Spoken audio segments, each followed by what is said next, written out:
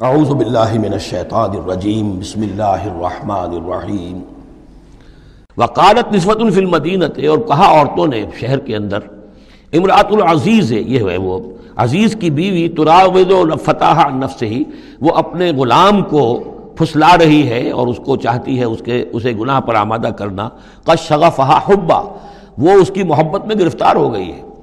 انا لنراہا فی ضلال مبین، ہم دیکھتے ہیں وہ تو بڑی بھٹک گئی ہے اپنے غلام کے ساتھ یہ معاملہ، اور یہ تو بہت ہی گھٹیا بات ہے۔ فلما سمعت بمکرہن، جب اس نے امرأۃ العزیز نے سنی یہ باتیں، میرے خلاف اب یہ چرچے ہو رہے ہیں، تو اس نے چاہا کہ ان سب کا جو چونکہ اوپر کی سوسائٹی تھے وہ سارے کے سارے جو ہیں سوراخ تو سبھی کے ہاں تھے، گندگیاں ہر ایک کے ہاں تھی، لیکن یہ موقع مل گیا عورتوں کو کہنے کا، اسے معلوم تھا خود ان کے اپنے کردار کیسے کچھ ہیں، لیکن اس نے چاہا کہ اس کا بھانڈا جو ہے چوراہے کے اندر ان کے کردار کا بھی پھوڑ دیا جائے۔ ارسلت الیہن، تو ان سب کو بلوایا ایک دعوت میں، وآتت لہن متکئا،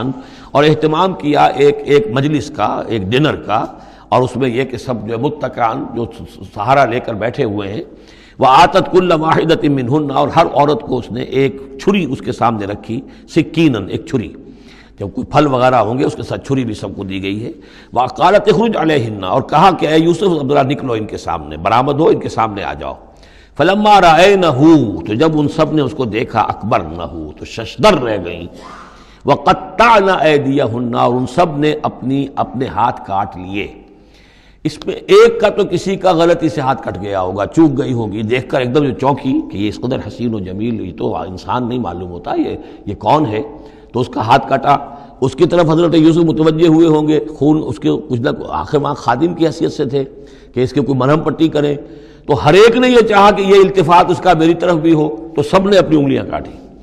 قطعنا، اب یہاں پر یہ غلطی سے بات نہیں ہو سکتی، اس لیے کہ یہ قطع یقطع تقطیعا باب تفعیل ہے، اس تفعیل کے اندر تو اہتمام اور پوری طریقے سے کوئی ارادہ کر کے کسی کام کو کیا جاتا ہے۔ اپنے ہاتھ کاٹ لیے، وَقُلْنَا حَاشَا لِلَّهِ مَا هَذَا بَشَرًا، ان کہا کہ حاشا للہ، یہ شخص یہ تو آدمی نہیں ہے، ان هَذَا إِلَّا مَلَكٌ کریم، یہ تو معلوم ہوتا ہے کہ کوئی بہت ہی بزرگ فرشتہ ہے۔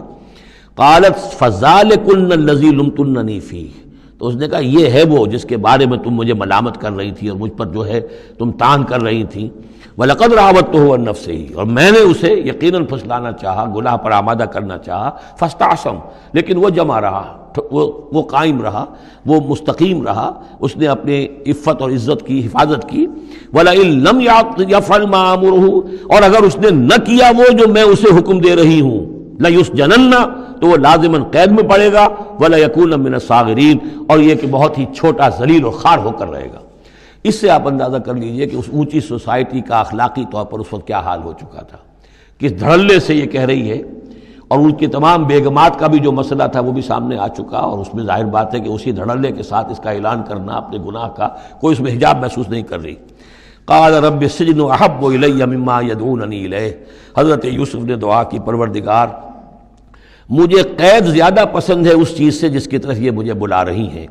وَإِلَّا تَصْرِفْ عَنِّي كَيْدَهُنَّ، اور اگر اے پروردگار تو نے مجھ سے دور نہ کر دیا ان کی چالوں کو، ان کی فریبوں کو، أَصْبُ إِلَيْهِنَّ، ہو سکتا ہے میں بھی ان کی طرف مائل ہو جاؤں، وَأَكُن مِّنَ الْجَاهِلِينَ، اور میں جاہلوں میں سے ہو جاؤں۔ فَاسْتَجَابَ لَهُ رَبُّهُ، تو اللہ تعالیٰ نے، اس کے رب نے اس کی دعا کو قبول کیا۔ فَصَرَفَ عَنْهُ كَيْدَهُنَّ، اور ان سب کی عورتوں کی جو چالیں تھیں ان سے ان کو بچا لیا۔ انہ هو السمیع العلیم، یقیناً وہی ہے سننے والا اور جاننے والا۔ ثم بدا لهم من بعد ما رأوا الآیات، پھر یہ بات ان پر واضح ہو گئی، منکشف ہو گئی جب یہ ساری نشانیاں دیکھ لیں۔ لَيَسْجُنُنَّهُ حَتَّىٰ حِینٍ، کہ عافیت اسی میں ہے کہ کچھ عرصے کے لیے اسے جیل میں ڈال دیا جائے۔ پبلک سیفٹی کا معاملہ یہی ہے، مصلحت عامہ کا تقاضا یہی ہے، ہم اپنی عورتوں کو تو سنبھال کے نہیں رکھ سکتے، لیکن پبلک سیفٹی کے لیے اس کو جیل میں ڈال دینا چاہیے۔